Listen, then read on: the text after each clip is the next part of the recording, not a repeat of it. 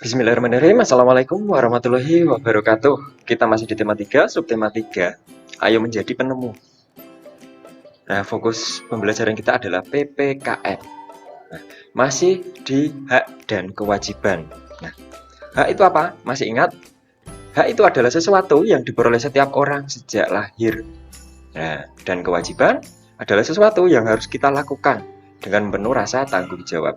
Hak dan kewajiban tentunya harus dilakukan secara seimbang dan bertanggung jawab. Dengan menjaga kebersihan dan dapat hidup di tempat yang bersih, tubuh kita tetap sehat dan dapat melakukan segala aktivitas dengan nyaman.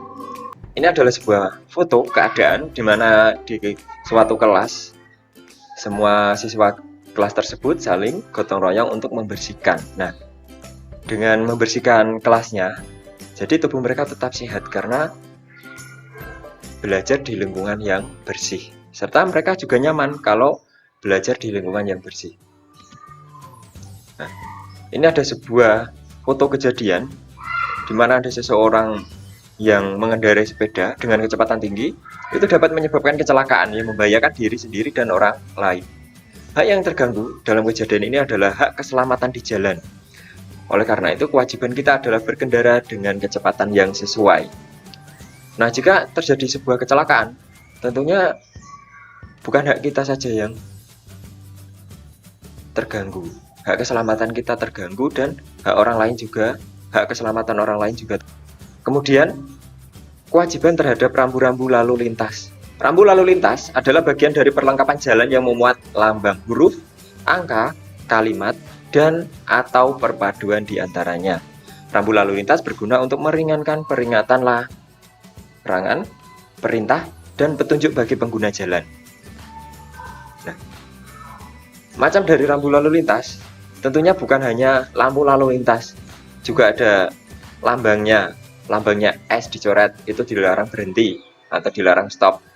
Kemudian ada tanda strip putih di papan merah, itu dilarang masuk. Kemudian ada tanda P dicoret, itu dilarang parkir. Kemudian yang bawah ini adalah lambang atau tanda mobil dan sepeda motor dilarang masuk. Kemudian ada trompet dicoret, itu dilarang membunyikan isyarat suara, entah klakson, gering-geringan sepeda, atau apapun yang menimbulkan bunyi berisik. Nah, kemudian ada tanda sepeda dicoret, berarti sepeda dilarang masuk. Kemudian ada tanda ini segitiga ke atas dan ke bawah. Ini 4,5 meter maksudnya. Batas ketinggian kendaraan adalah 4,2 meter. Kemudian ada 80 km. Nah, ini batas maksimal, bukan batas minimal ya. Ini batas maksimal kecepatan suatu kendaraan. Kemudian ada tanda ini dilarang putar balik. Rambu lalu lintas. Kemudian manfaat menaati rambu lalu lintas. Yang pertama itu melatih kedisiplinan. Yang kedua, mengurangi angka kecelakaan. Yang ketiga, mengurangi angka kemacetan. Dan keempat, memperkecil terjadinya pertikaian antar sesama anggota. Kok bisa yang keempat ini? Nah, contohnya di lampu merah, jika tidak ada lampu merah, orang pasti akan selalu mendahului. Entah dari yang selatan dulu atau dari timur dulu. Nah, dengan adanya rambu lalu lintas itu akan memperkecil pertikaian karena orang-orang sudah disiplin, sudah tertib dengan lampu. Yang lampu hijau jalan, yang lampu merah harus ngalah berhenti terlebih dahulu. Nah, kemudian hak sebagai seorang penemu dan kewajiban sebagai seorang penemu. Yang pertama itu hak paten. Nah, hak paten itu adalah hak yang diberikan pemerintah atas penemuan untuk digunakan sendiri dan melindunginya dari peniruan. Nah, semisal kamu menemukan sebuah alat itu kamu bisa mendaftarkannya ke pemerintah agar penemuanmu tersebut tidak diakui orang lain.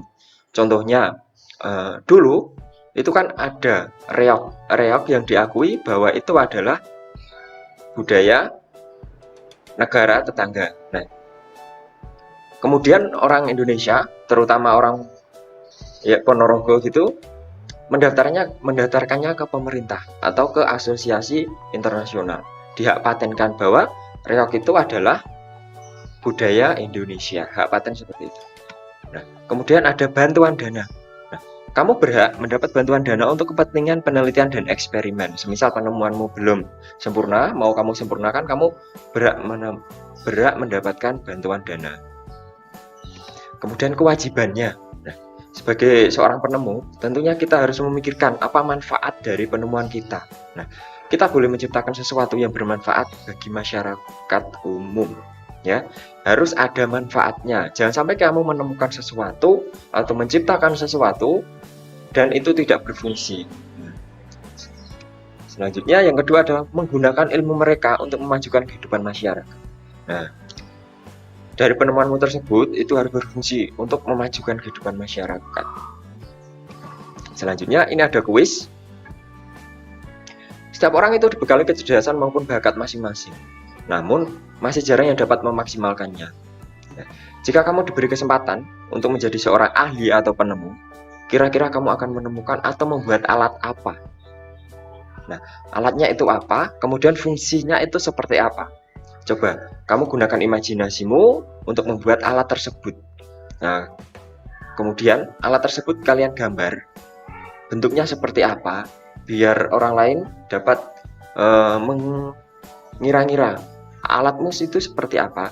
Dan tulislah dalam bentuk paragraf. Mulai dari namanya, kemudian manfaatnya. Oke, selamat mengerjakan. Sekian untuk materi kali ini. Terima kasih. Wassalamualaikum warahmatullahi wabarakatuh.